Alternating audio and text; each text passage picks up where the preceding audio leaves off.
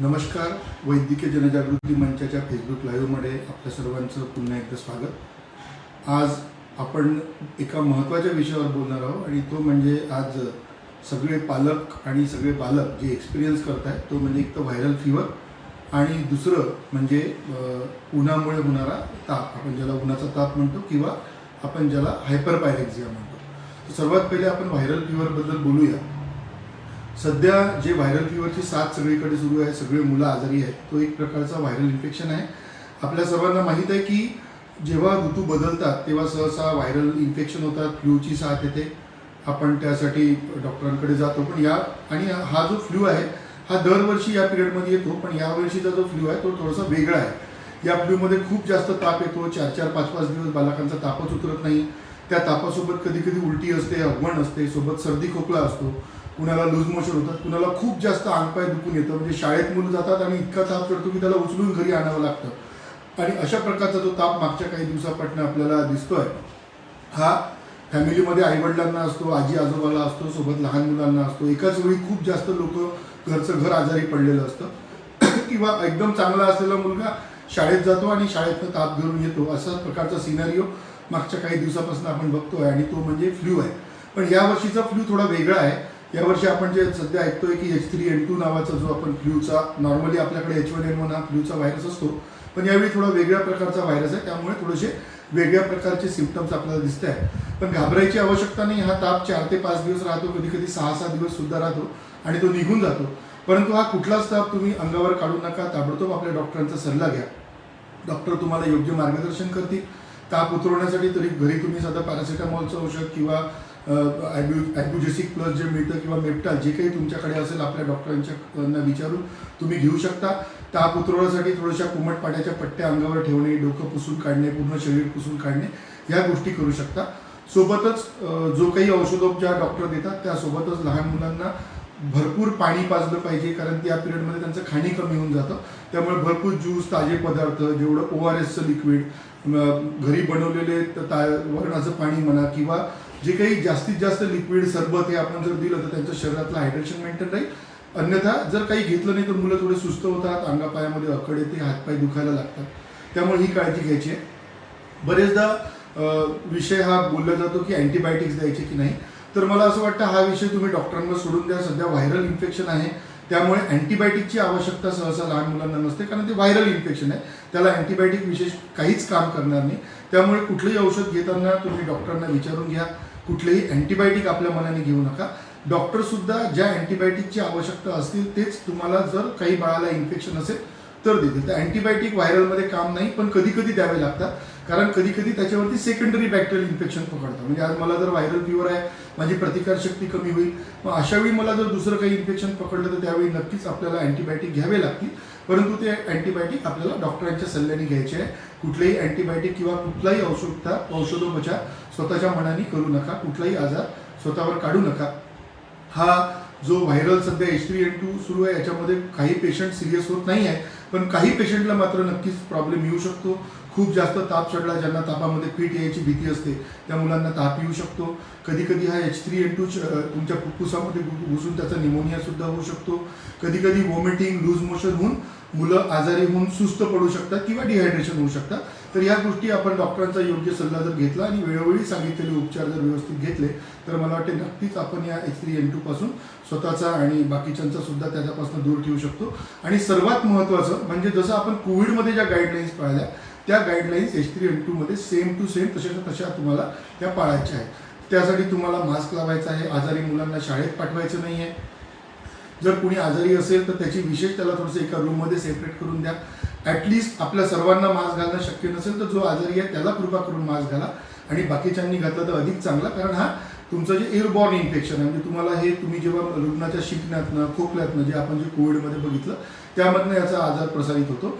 हस्तांदोलन आपण करतो. कोविडमध्ये आपण बघितलं की मी जर शिंकलो, माझ्या हातावर जर ते जंतू असतील व्हायरस आणि मी जर दुसऱ्यासोबत शेकहँड केला तर नक्कीच ते त्याच्या हातात जाऊन त्यांनी आपलं नाक खाजवलं किंवा नाक पुसलं तर ते त्याच्या शरीरामध्ये जातील. मी खोकललो तर माझ्या आजूबाजूच्या वातावरणामध्ये ते जंतू पसरतील, माझ्या आजूबाजूला जे लोक असतील त्यांना ते इन्फेक्शन होऊ शकतं. त्यामुळे शक्यता आजारी असताना मास्क घालून लावा, घराच्या बाहेर निघू नका. शक्यतो एका रूममध्ये शक्य असेल तर तुम्ही आयसोलेट करून घ्या किंवा मास्क लावून राहिलं तरी चालेल. सोबतच शिंकताना आपल्याला हाताच्या ज्या कोयनीमध्ये या एल्बोमध्ये शिंकायचं आहे, जेणेकरून आपल्या हाताला ते जंतू लागणार नाही. तर ज्या काही आपण कोविडच्या गाईडलाईन्स बघितल्या त्यामध्ये स्वच्छता, पर्सनल स्वच्छता आणि आजूबाजूची स्वच्छता. तुम्हाला जर सर्दी खोकला असेल आणि तुम्ही काम करत असाल तर तुमचा लॅपटॉप आहे किंवा तुमचा कीबोर्ड आहे, याला वारंवार क्लीन करत राहा, जेणेकरून दुसऱ्याने जर तो कोणी वापरला तर त्याला सुद्धा ते इन्फेक्शन होणार नाही. या गोष्टी आपण ॲक्च्युली कोविडमध्ये सगळे आपल्याला माहीत आहे आणि ते आपण केलेल्या आहे. एक्झॅक्ट त्याच गाईडलाईन्स तेवढ्या कडक नाही, पण थोड्या जरी आपण पाळल्या तर या आजारापासून आपण आपलं आणि आपल्या लहान मुलांचं, आजूबाजूचं रक्षण करू शकतो. आता परीक्षेचा काळ सुरू आहे. प्रत्येकाला असं वाटतं की नाही डॉक्टर साहेब आजारी आहे, मग याची परीक्षा जाईल. तर कृपा करून आजारी मुलांना शाळेत पाठवू नका. त्यांनी दोन गोष्टी होतील. एक तर तो मुलगा स्वतः जास्त आजार होईल, कारण तो स्ट्रेसमध्ये अभ्यासाला जाईल, तिथे त्याला औषध मिळणार नाही, ताप चढेल, त्याचं हायड्रेशन व्यवस्थित राहणार नाही, खाणार नाही, आणि तो शाळेत गेला तर आजूबाजूच्या मुलांना सुद्धा आजार देईल. त्यामुळे कृपा करून शाळेला रिक्वेस्ट करा, आपल्या डॉक्टरांकडून मेडिकल सर्टिफिकेट घेऊन जा आजाराचं. त्याची परीक्षा नंतर सुद्धा घेतली जाऊ शकते. आणि जर खूपच जास्त आवश्यकता परीक्षा देण्याची असेल तर मला वाटतं पॅरेंट्सनी त्याच्यासोबत अकांपनी करावं, शाळेने, टीचर्सनी हे समजून घ्यावं आणि त्या मुलाला थोडीशी वेगळी व्यवस्था जर करून दिली तर हा आजार आपण दुसऱ्यांना इकडे तिकडे पसरण्यापासून वाचवू शकू.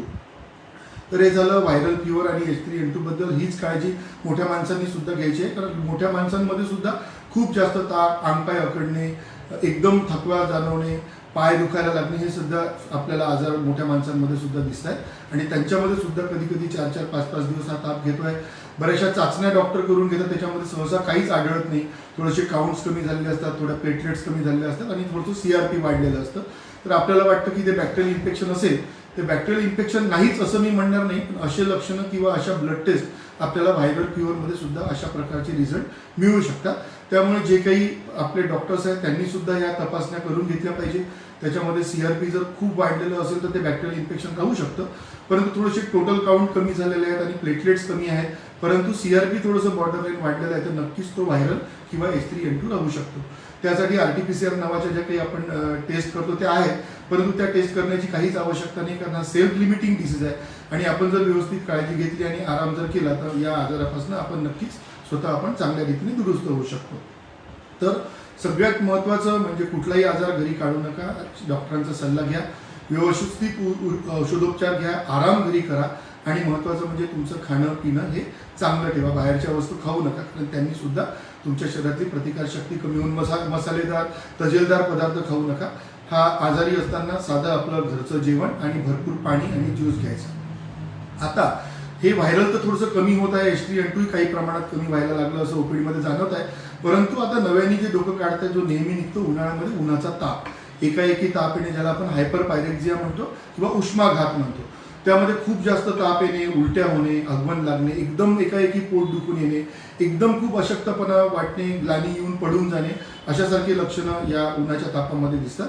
आणि हा ताप एकाएकी चढतो, म्हणजे एकदम चांगला मुलगा असतो, शाळेत गेला किंवा कुठेतरी ट्युशनहून आला किंवा बाहेर मैदानावरून आला आणि एकाएकी त्याला ताप चढला आणि तो मैदानावर पडला, किंवा एकदम पेशंट उचलून आणतात पॅरेंट्स की डॉक्टरला एकदम 105 पर्यंत ताप चढला आहे, आता तर चांगलाच होता, हा ताप उन्हाचा असू शकतो.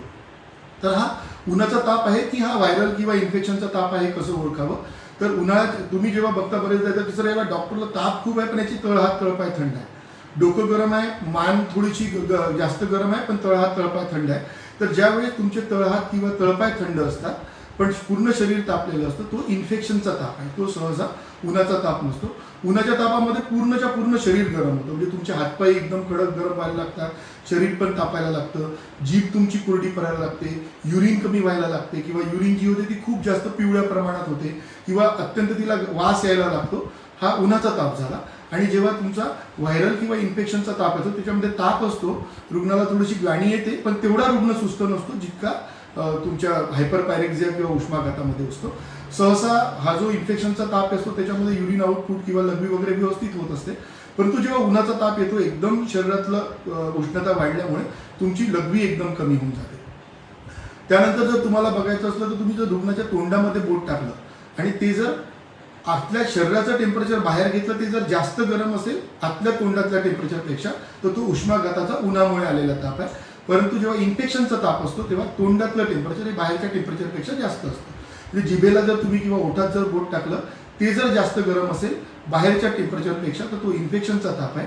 परंतु जर बाहेरचं टेम्परेचर जास्त असेल आणि आतलं टेम्परेचर रिलेटिव्हली कमी असेल, दोन्हीकडे टेम्परेचर वाढलंच राहणार आहे, परंतु बाहेरचं टेम्परेचर जास्त असेल आणि तोंडातलं टेम्परेचर जर थोडं त्याच्यापेक्षा कमी असेल, तर तो उष्माघातामुळे किंवा उन्हामुळे आलेला ताप आहे. तसंच नॉर्मली जो ताप असतो त्याच्यामध्ये तुम्हाला घाम येतो, म्हणजे जसं इन्फेक्शन आहे, व्हायरल आहे, तर थोडासा घाम आलेला असतो, तुम्ही मानेला हात लावाल थोडा ओलसर वाटतं. परंतु जेव्हा उष्माघाताचा ताप असतो, जेव्हा उन्हामुळे आलेला ताप असतो, तेव्हा पूर्णच्या पूर्ण शरीर कोरडं असतं, तुम्हाला कुठेच ओलावा जाणवणार नाही, पूर्णच्या पूर्ण शरीर हे तुमचं कोरडं वाटतं आणि खूप जास्त ताप त्यात तुम्हाला वाटतो, हातपाय गरम असतात, मान गरम असते. तर हे झालं उष्ण. हा होतो का, तर एक तर उन्हामुळे, आता यावर्षी तर 4 ते 5 डिग्री मला वाटतं टेम्परेचर मागच्या वर्षीपेक्षा जास्त राहील, तर नक्कीच उष्माघाताचे रुग्ण वाढतील.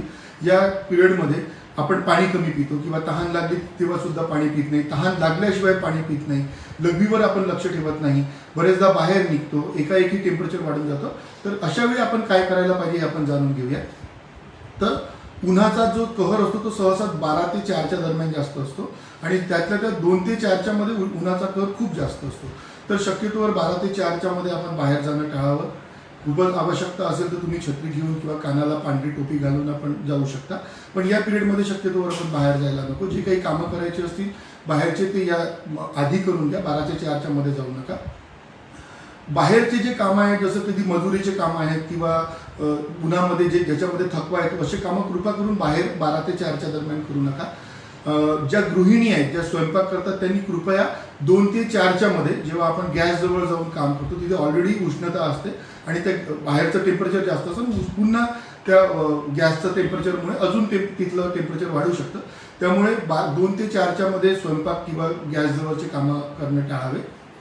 नंतर ट्युशन्सला वगैरे मुलं जातात, तर कृपया या 2मध्ये, या 12 ते 4च्या मध्ये ट्युशनला किंवा स्कूलला पाठवू नका. मैदानावर सुद्धा जायचं असेल तर ते 4च्या नंतर पाठवा. जे आपल्या घराच्या खिडक्या आहेत किंवा तावदान आहेत त्याला थोडेसे जाड पडदे लावा, जेणेकरून उष्ण तिथनं येणार नाही. तुम्ही AC कूलरचा जो काही वापर आहे तो करू शकता. तो कारण, आणि सहसा मोठी काळजी असते नवजात शिशूंची. आपण नवजात शिशूंना खूप जास्त गुंडाळून ठेवतो आणि ऑलरेडी बाहेरचं टेम्परेचर जास्त असताना जर आपण त्यांना गुंडाळून ठेवलं तर यावेळी सगळ्या बाळांना ताप येईल. तुम्ही बघा, जे काही न्यूबॉर्न आहे, सध्या 1 महिन्याच्या आतले बाळ, त्यांना सगळ्यांना ताप येईल, कारण त्यांच्यामध्ये टेम्परेचर मेंटेन करण्याची क्षमता नसते. जसं मला, जर मी बाहेर गेलो तर मला घाम येतो किंवा आपले लहान मुलं खेळून आले तर घामाने ओले झालेले असतात, तर बॉडी रिॲक्ट करते. जेव्हा तुमच्या बॉडीचं टेम्परेचर वाढायला लागतं तर बॉडी घाम सोडते आणि घाम सोडल्यामुळे आपोआप आपलं शरीर थंड होतं. परंतु ही क्रिया लहान मुलांमध्ये नसते, त्याच्यामुळे त्यांना थोडंसं जरी एक्सटर्नल टेम्परेचर वाढलं तर त्यांना ताप येतो. त्यामुळे त्यांना थोडंसं उघडं ठेवा, खूप जास्त गुंडाळून ठेवू नका. रूमचं टेम्परेचर असं ठेवा की जिथे आपल्याला बरं वाटलं पाहिजे, थोडंसं थंड राहिलं पाहिजे, एकदम थंडही नको, कारण एकदम खूप जास्त AC मध्ये ठेवलं तर लहान मुलं थंड होऊन जातात. त्यामुळे या दिवसामध्ये खूप गुंडाळून ठेवू नका. एक साधा कापड वापरला तरी चालेल. खूप बाळ जर उष्ण वाटलं तर त्याच्या अंगावरचे कपडे काढून टाका, त्याला हवेशीर ठेवा, म्हणजे बाळाचं टेम्परेचर आपोआपच ते नॉर्मल येऊन जाईल. नंतर आहारामध्ये पाणी भरपूर प्यायचं आहे. तहान लागली नसली तरी आपल्याला वारंवार पाणी प्यायचं आहे, जेणेकरून आपलं लघवी, युरिन ही भरपूर आली पाहिजे. ती खूप पिवळी यायला लागतो, थोडी पिवळी किंवा पांढरी आली तरी चालेल. तर चांगले ताजे पदार्थ खा, ज्यूस फ्रूट भरपूर प्या. या दिवसामध्ये कृपा करून हे जे कार्बोनेटेड फ्लुइड्स असतात, जर कोका कोला झालं किंवा थम्सअप, ज्यांना सोडा निघतो, ते पदार्थ कृपा करून पिऊ नका. खूप जास्त गोड किंवा खूप जास्त कार्बोहायड्रेट असणाऱ्या गोष्टी टाळा. आपलं ज्याच्यामध्ये सॉल्ट्स गेले पाहिजे, म्हणजे मीठ आहे किंवा साखर, असे द्रावणे घेतले तरी चालतील. ज्यूस घेतला तर चालेल, लिंबू सरबत घेतलं तरी चालेल. सोबत जाताना पाण्याची बॉटल घेऊन जा. आणि सगळ्यात महत्त्वाचं म्हणजे कपडे. या दिवसामध्ये एकदम सुती कपडे घालायचे, पातळ कपडे घालायचे, ज्याच्यामध्ये जाळी आहे असे कपडे घालायचे, जाड कपडे घालू नका. खूप जास्त अंग झाकणार नाही याची काळजी घ्या. शक्यतोवर ते थोडंसं व्यवस्थित आपल्या अर्ध्या हाफ बायाचे शर्ट घातले किंवा हाफ पॅन्ट घातल्या त्या चालतील. आणि डार्क कपडे घालू नका. तुम्ही या पिरियडमध्ये आपल्याला पांढरे कपडे घालायचे, जेणेकरून अंगावरचं जे ऊन आहे ते रिफ्लेक्ट होईल. कारण आपण जर डार्क जाडे कपडे घातले, काळे कपडे घातले, तर ते ऊन आतमध्ये शोषून घेईल आणि पुन्हा आपल्या शरीराचं टेम्परेचर वाढेल. तर मला वाटतं एवढी जर आपण काळजी घेतली तर बऱ्यापैकी आपण या उष्माघातापासून आणि व्हायरल फीवरपासून आपल्या लहान मुलांचं, आपल्या कुटुंबाचं रक्षण करू शकू.